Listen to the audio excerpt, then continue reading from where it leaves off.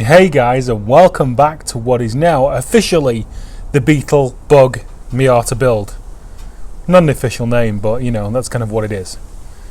So, what are we up to in this episode? Well, I've been doing some reading, and this is an earlier engine that has been swapped into this car. And that causes issues, one of which may not be fixable, and we may have to swap the engine out, which is fine, it's no big deal. But it's definitely something we need to learn more about. So as far as I know, this is a 97-ish NA 1.8 engine. So right there you see there's a cam sensor. Now I think on the earlier engine that wasn't there, it was somewhere on the back or something like that, but the right camshaft pulley is on so that this sensor can work, so the top end's okay. The problem starts to happen down there, which is where the crank sensor fits. One thing that is also a bit of a pain in the arse as well is, if you can see, even though it's a small car, it's got a lot of parts around it, and they are being sold slowly, but if anybody needs any NB Miata parts, definitely inquire. There we go, off she came. So I've retained everything, can still mount a radiator, just to test running if I get to that point before I put the body on, which I probably won't. But yeah, it's as short as I'm going to take it before I start to offer up the Beetle body on top. Yeah, I'm going to take off these toe loops because they're always handy to have. Then Mr. Scrapman will come and get that. And then, what shall we do next?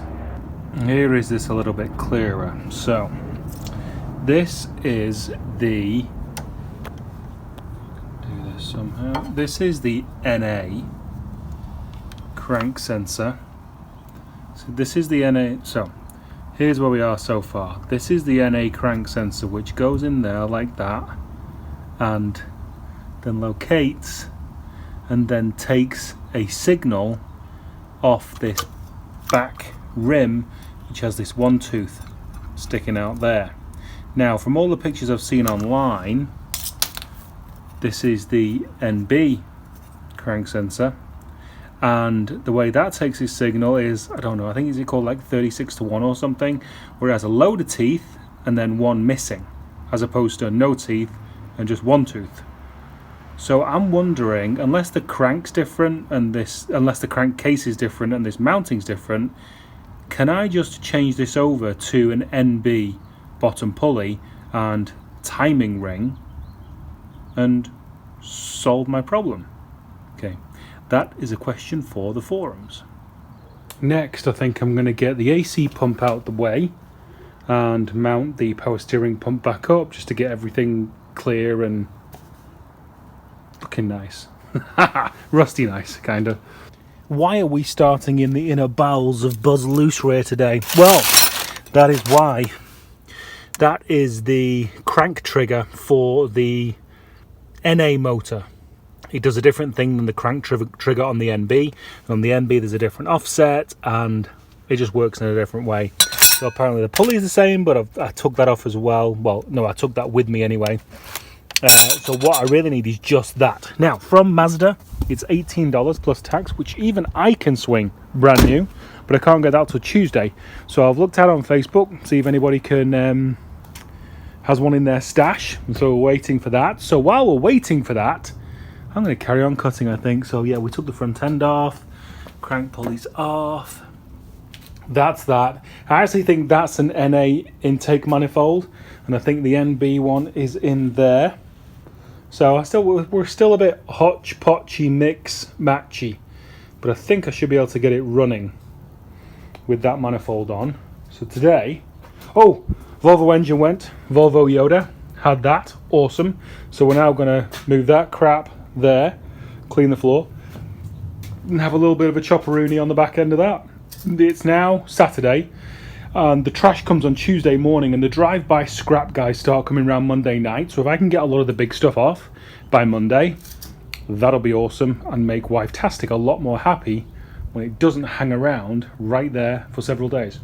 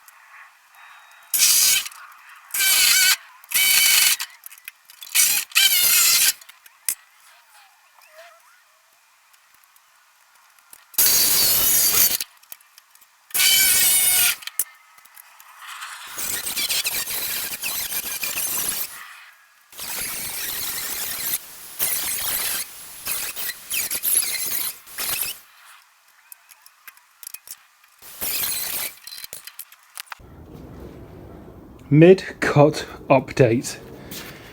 Okay, so done the back. That was all single skin, super easy.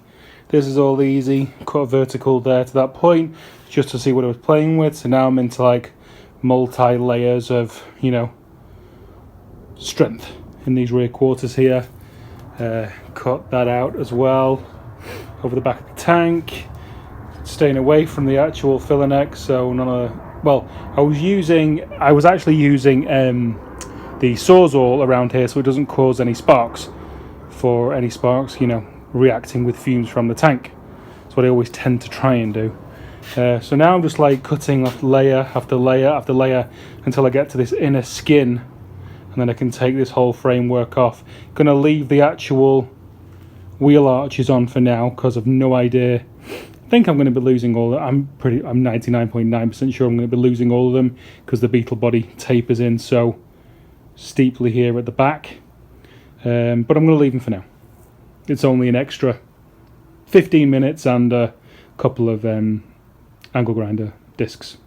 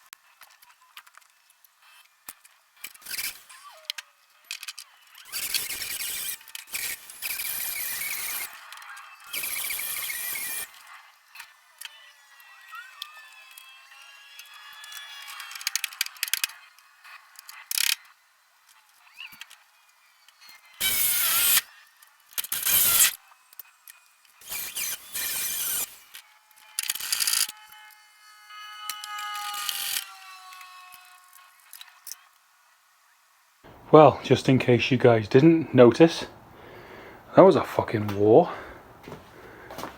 Ooh, ay, ay. So there you go. That is where we are at the end of the day. I'm going to take these. Completely off. They're definitely not going to work with the Bug. Need a spot weld driller. Definitely don't want to. I want to take all this skin off, but I don't want any sparks near the gas tank, so it's only held on with spot weld, so I'll get a spot weld drill bit. Yeah, there you go. Not bad progress today. And that is it for this one right now. In the next episode we should be fully trimmed, running, and also we're going to go over a little bit of budget, how much it's costing, and why I chose the Miata, because I've had lots of questions about that.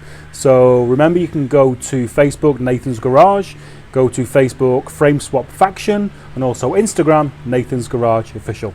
Thanks guys, see you next time.